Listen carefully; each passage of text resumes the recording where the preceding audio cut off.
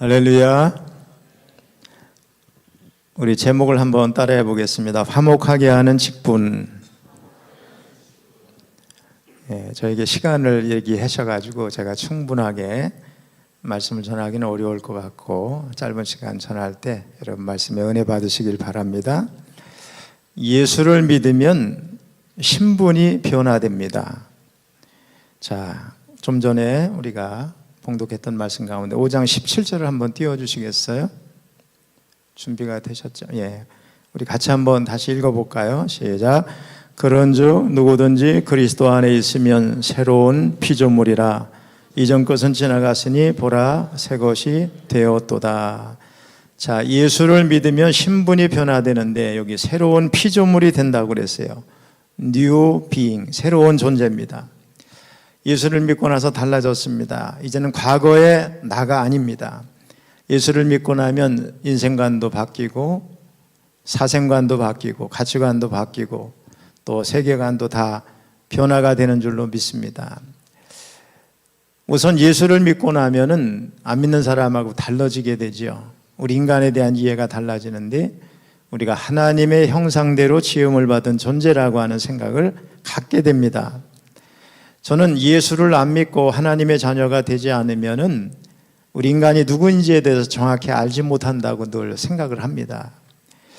한번 여러분 생각해 보세요. 예수 안 믿고 하나님이 우리를 창조했다 이런 생각이 없다고 하면 우리 인간은 누구일까? 어디서 왔어요? 또 어디로 가겠어요? 아마도 예수를 안 믿는 사람 중에 상당수는 우리 인간을 머리가 좋은 동물 정도로 생각할 수도 있을 것 같습니다. 그래서 마치 거울을 보아야 우리 자신이 어떻게 생겼는지를 아는 것처럼 하나님을 믿고 내가 하나님의 자녀가 됐을 때 비로소 내가 누구인지를 바로 보게 될 것 같아요. 아, 나는 창조자가 계시고 피조물이구나. 나를 보내신 분이 있다면 나를 데려가실 분도 때가 되면 있겠구나. 이런 생각을 할 것 같습니다. 그리고 인간과 여타 동식물과의 차이도 하나님과 우리 인간이 무한한 질적인 차이가 있는 것처럼 우리 인간도 여타 다른 동물과는 무한한 질적인 차이가 있다. 왜? 하나님의 형상대로 지음받은 존재이기 때문에. 그래서 예수를 믿으면 신분이 변화되는데 먼저 우리를 새로운 피조물로 이해를 하고 우리 인간을 보는 눈이 달라진다고 생각합니다. 그 다음에 예수를 믿으면 우리 안 믿는 사람에게는 좀 불편한 말이 되겠습니다만은 마귀의 자녀에서 하나님의 자녀가 된다는 것이 성경의 말씀이에요. 우리 요한복음 1장 12절 13절 한번 띄워주세요. 요한복음 1장 12절 13절 제가 보내드렸는데 제가 읽어볼까요? 영접하는 자 곧 그 이름을 믿는 자들에게는 하나님의 자녀가 되는 권세를 주셨으니. 또 요한일서 3장 10절에 보면은 분명하죠. 이러므로 하나님의 자녀들과 마귀의 자녀들이 드러나나니. 성경에 보면 하나님의 자녀들이 있고 마귀의 자녀가 있다고 분명하게 말씀을 하고 있어요. 그리고 마귀의 자녀는 에베소서에 의하면 진노의 자녀고 이 세상 풍조 공중의 권세 잡은 자를 따르는 자들이다 말씀하고 있어요. 우리 에베소서 2장 2절로 3절 준비가 됐으면 띄워주시면 좋지만 아니면 제가 읽어보겠어요. 그때 너희는 그 가운데서 행하여 이 세상 풍조를 따르고 공중의 권세 잡은 자를 따랐으니 곧 지금 불순종의 아들들 가운데서 역사하는 영이라. 전에는 우리도 다 그 가운데서 우리 육체의 욕심을 따라 지내며 육체와 마음에 원하는 것을 하여 다른 이들과 같이 본질상 진노의 자녀이었더니. 여러분, 예수 안 믿는 사람들의 모습을 보면 마귀의 자녀가 너무 분명해요. 그걸 어떻게 알 수 있냐? 제가 시골 지역 철원이니까 연말이 되면은 달력을 여기저기서 보내오는데 농협에서도 보내와요. 근데 농협에서 온 달력들을 보면 농사 짓는 사람들을 겨냥했겠지만은 손 없는 날이 다 표시가 되어 있어요. 여러분, 손 없는 날이 영하고 구자가 들어가면 다 손 없는 날이죠. 여기서 손이라는 건 귀신을 말합니다. 귀신이 휴가를 갔던 어쨌든 귀신이 역사하지 않는 날이라는 거죠. 이날 뭐 결혼도 하고 잔치도 하고 뭐 다 하잖아요. 귀신이 없는 날 다 해치우는 거죠. 시골에 가면 지금도 그렇거든요. 물론 시골이 아니어도 여전히 손 없는 날을 따지는 사람들이 배움과 관계없이 굉장히 많다는 거 여러분 아시죠? 뭘 의식하는 거예요? 귀신을 의식하는 거잖아요. 또 귀신에게 절합니다. 풍어제, 기우제, 또 집 짓고 나서 또 고사도 지내고 개업 때도 또 고사 지내고 그러잖아요. 다 뭘 의식한 거예요? 귀신을 의식한 거죠. 이 세상 풍조를 따르는 거죠. 공중의 권세 잡은 자를 따르는 거죠, 여러분. 제 아우가 우리 감신 여기 82학번이에요. 지금 제주도서 목회하고 있거든요. 오랫동안 거기서 목회하는데 제주도에는 지금도 신구간이라는 게 있어요. 들어보신 분도 혹 있고 모르는 분들이 많겠지만 신구간이 뭐냐면 1월 말에서 2월 초가 손 없는 날이에요. 제주도 사람들은 그걸 너무 잘 알아요. 그래서 제주도 사람들은 이 신구간 때 이사를 합니다. 자, 그러면 이런 일이 생길 수 있겠죠. 우리 예수를 믿어도 교회를 나오는 사람도 자기 집이 전세 문제가 이렇게 연결되어 있거나 그럴 경우 안 믿는 사람들이 주일날 이사한다 그러면 어떻게 했어요? 할 수 없이 또 집을 비워줘야 되고 이사도 해야 되니까 손 없는 날에 신구간에 교회를 빠지는 성도들이 있는 거예요. 지금도 그래요. 제주도는 아주 지금도 신구간 잘 지키고 있거든요. 이런 걸 보면 우리 고등한 인간이 여전히 귀신을 따르고 있다. 귀신을 의식하고 있다. 공중의 권세 잡은 자를 따르고 있다는 게 너무 분명하잖아요. 그러니까 하나님의 자녀가 아니면 마귀의 자녀이기 때문에 마귀의 역사를 따르는 거예요. 자, 그러면 예수를 믿으면 우리의 직분이 달라지게 되죠. 예수를 믿으면 새로운 직분이 주어지는데 오늘 말씀의 제목이 있어요. 화목하게 하는 직분입니다. 자, 우리 고린도후서 5장 18절 19절 우리 같이 한번 읽어보겠습니다. 시작.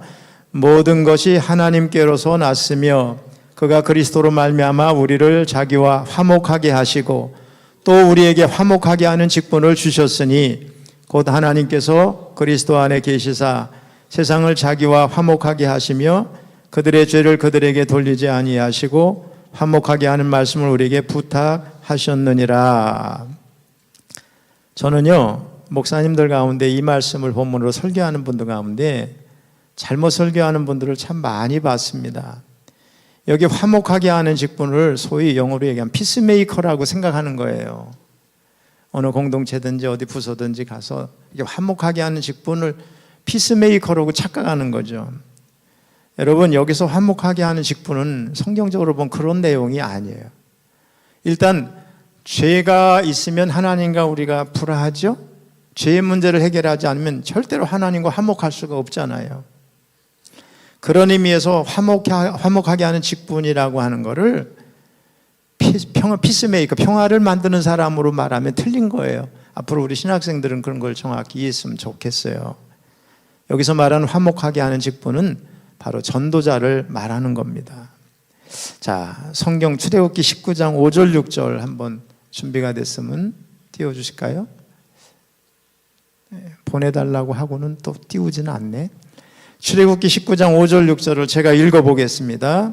세계가 다 내게 속하였나니 너희가 내 말을 잘 듣고 내 언약을 지키면 너희는 모든 민족 중에서 내 소유가 되겠고 너희가 내게 대하여 제사장 나라가 되며 거룩한 백성이 되리라. 너는 이 말을 이스라엘 자손에게 전할지니라. 여러분, 이스라엘 백성들이 출애굽해서 한 석 달 만에 시내산에 왔습니다. 그때 하나님께서 이스라엘의 정체성을 말씀해 주시는 거예요. 한번 따라해서 제사장. 제사장이라는 말을 우리가 잘 이해하면 좋을 것 같습니다.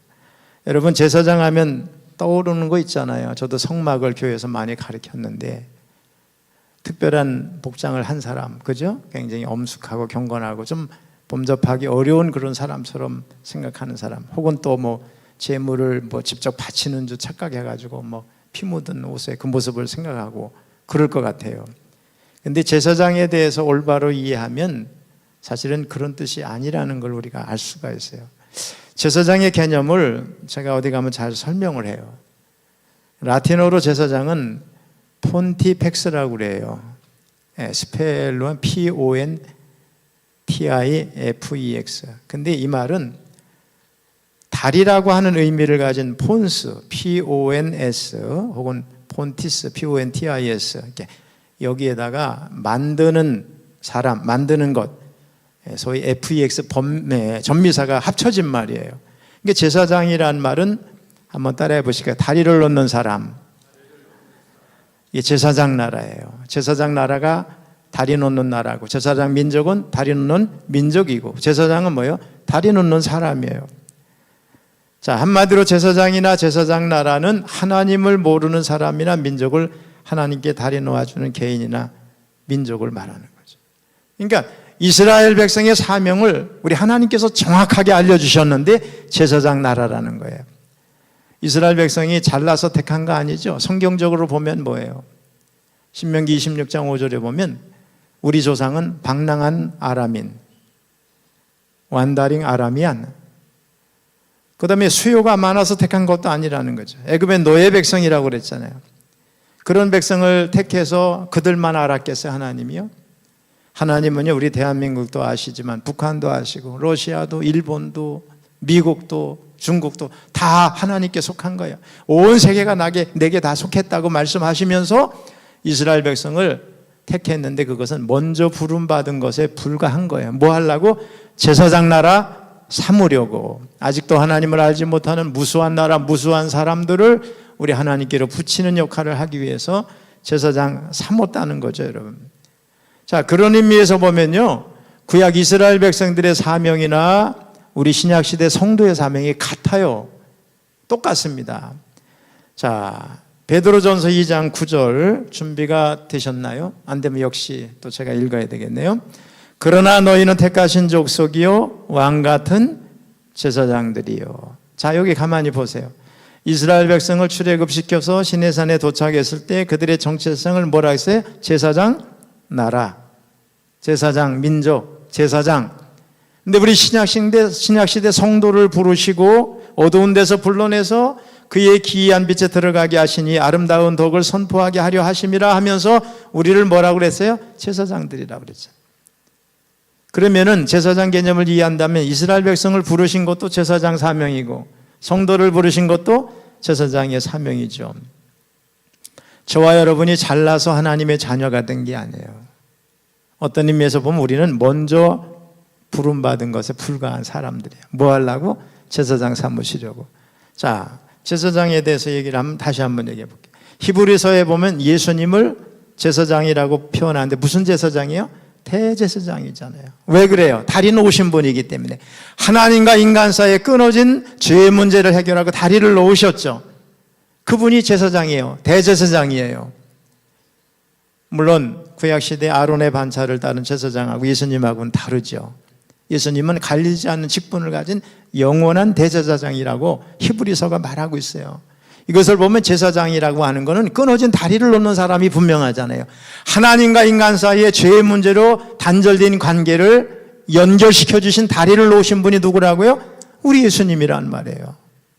대제사장이란 말이에요. 그러면서 그분이 우리에게 뭐라고 말씀하셔요? 너희는 새로운 피조물인데 제사장이 되라고. 화목하게 하는 직분을 주셨어요. 화목하게 하는 직분이 하나님과 우리 사이를 누가 화목하게 하셨어요? 예수님이. 그러면서 우리를 부르셔서 우리에게 화목하게 하는 직분을 주셨다는 거예요. 이 얘기는 뭐예요? 아직도 하나님을 알지 못하는 사람은 하나님과 불화하고 주님과 불화하잖아요. 화해하지 못했으니까. 그러니까 이제 우리에게 화목하게 하는 직분을 주셨다는 얘기는 우리를 전도자 삼으셔서 우리와 누구로? 예수님하고 연결시켜주는 사람이라는 거예요. 그래서 우리 성도들의 정체가 뭐예요? 새로운 존재예요. 거듭난 하나님의 자녀입니다. 하나님의 아름다운 덕을 선포하면서 화목하게 하는 직분을 맡은 사람이에요. 다시 말하면 전도자로 삼으셨다는 거예요. 저는 우리 감리교회가 장정을 좀 바꿨으면 좋겠다는 생각을 하는 사람 중에 하나예요. 왜? 장로교회는 전도회, 여전도회, 남전도회 그래요. 감리교회는 뭐라 그래요? 여선교회, 남선교회 그래요. 아무 의미가 차이가 없는 것 같죠? 물론 선교란 말을 쓸 때는 우리 타문화권에 사용한다고 통상적으로 그렇게 해요. 그죠? 언어가 다르고 물 건너가서 언어가 다르고 여러 가지 그렇게 하죠. 타문화권. 근데 동일 문화권에선 전도란 말을 쓴다는 거예요. 그런데 이 용어를 쓰는 거에 따라서 상당히 사람을 보고 전도에 대한 생각이 달라진다는 생각을 저는 해봐요. 무슨 말이냐? 선교라는 말을 쓸 때는 굉장히 좀 포괄적이에요. 근데 전도란 말을 쓸 때는 좀 더 한 개인의 영혼에 집중할 수 있게 해요. 그래서 전도회라고 하는 게 좋을 것 같아요. 선교회란 말을 하고 그냥 교회에서 음식이나 만들고 자기들끼리 좋아하고 교제하고 이걸 선교회 활동이라고 착각하는 거죠. 그러니까 우리 감리교회가 힘을 쓰지 못하는 거예요. 그래서 저는 전도회 이렇게 바꿔서 구체적으로 한 영혼을 초점을 맞춰서 전도하고 관심 갖게 하는 그런 게 필요하지 않은가 이런 생각을 해봅니다. 자, 오늘 제가 긴 시간이 아니기 때문에 정리를 해볼게요. 예수를 믿으면 새로운 피조물이 됩니다. 과거의 내가 아니에요. 세계관, 인생관, 가치관 모든 게 다 바뀐 사람이 됐어요. 하나님의 형상대로 지음받은 존재라는 걸 아는 순간 우리 인간이 다른 여타 동물과 다른 존재라는 것을 알게 됩니다. 그리고 하나님의 자녀가 됐어요. 마귀의 자녀에서 신분의 변화가 일어났습니다. 그리고 우리에게 새로운 직분이 주어집니다. 그게 뭐냐? 화목하게 하는 직분. 앞으로 이거를 뭐 그냥 어디 가서 고상한 용어로 피스메이커, 평화를 만드는 사람, 저는 이거 성경을 왜곡하는 겁니다. 성경은 그런 말을 하고 있지 않아요. 분명한 게 뭐래요? 전도자로 삼으셨다는 거예요. 화목하게 하는 직분, 아직도 복음을 알지 못해서 주님과 하나님과 불화한 사람을 어떻게 죄의 문제를 해결해서 연결시켜주는 전도자의 직분을 우리에게 주셨다는 거예요. 한마디로 뭐예요? 제사장이라는 거예요. 제사장의 개념이 바뀌면요, 그걸 정확하게 이해하면 성도의 정체성을 알게 돼요. 이스라엘 백성을 부를 때 그들에게 주신 정체성이나 우리 신약시대의 성도의 정체성이 같다는 걸 알 수 있어요. 한마디로 뭐예요? 우리를 부르신 이유가 뭐예요? 전도자 삼기 위해서 부르셨다는 거예요. 오늘 우리 신학생들이니까 앞으로 영혼 구원에 대한 관심을 많이 가지면 목회가 달라지리라고 생각합니다. 목회 현장에 가서 오랫동안 목회하면서 이런 것이 바로 서 있지 않고 정립이 안 되면 오랫동안 방황하고 헛수고하는 거예요. 목회는 그런 게 아니에요. 영혼 구원이 가장 중요한 겁니다, 여러분. 저도 이걸 너무 늦게 깨달았거든요. 그래서 저희 교회에서 전도본부를 만들어 가지고 지금 시골 교회지만은 전도대가 한 34개 정도가 있어요. 그래서 매주 전도를 하는데 저희도 우리 부목사님들하고 전도하는 날이 토요일 날 있어요. 그래가지고 앞으로 일주일에 한 번이라도 전도할 사람들은 지원해라 받았는데 150몇 명이 지원해요. 이 사람들은 일주일에 한 번 꼭 가서 전도를 하는 거예요. 그래서 훈련을 하고 훈련하니까 이제는 전도하는 게 어렵지 않게 느끼는 것 같아요.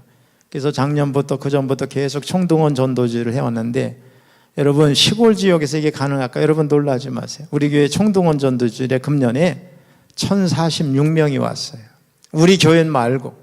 우리 교회들은 교회 안에 못 들어왔어요. 왜? 교회 안이 한 1000석 되니까 들어올 수가 없잖아요. 그래서 저희가 오다가도 여기 우리 부목사님이 운전을 해주셔서 같이 왔는데 이런 얘기를 나누면서 전도에 저도 이 다음에 은퇴하고 나면 전도 못하면 후회할 것 같아요. 그래서 전도에 관심을 갖는데 바로 성경을 읽다가 느낀 게 바로 이거예요. 아, 제사장이라고 하는 거, 이스라엘 백성의 정체성은 다리를 놓아주는 사람인데 우리 성도의 정체성도 하나님과 우리 사이를 다리를 놓아주신 분이 주님인 것처럼 그분이 우리에게 이제는 다리 놓는 사람 되라고 제사장 되라고 말씀하셨다면 전도하라는 뜻이구나. 나의 직분은 전도자구나. 이런 생각을 하게 됐습니다. 앞으로 제사장에 대한 개념을 확실히 여러분이 이해하고 아, 나는 전도자로 부름을 받았구나. 전도 열심히 하면요 하나님이 다른 거 다 책임져 주십니다. 이런 것들을 분명히 하시고 우리 공부도 열심히 하시는 우리 신학생들 다 되시기를 주님의 이름으로 축원합니다.